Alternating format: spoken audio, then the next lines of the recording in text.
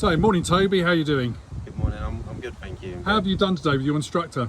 Yeah, I've done really well. I've passed my exam and yeah, I'm ready to jump in the machines.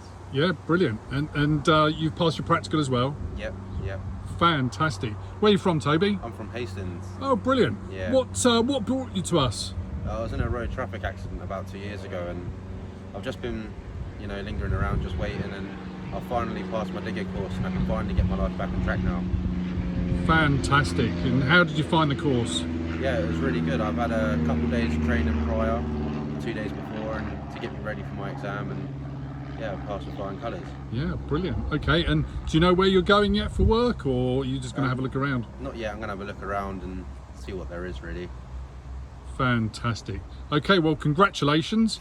Thank and you. I hope everything goes really, really well for you and get your life back on track. I know you've been waiting a couple of years Definitely. through your rehabilitation, so good luck to you and well done. Thank you very much. Thank you.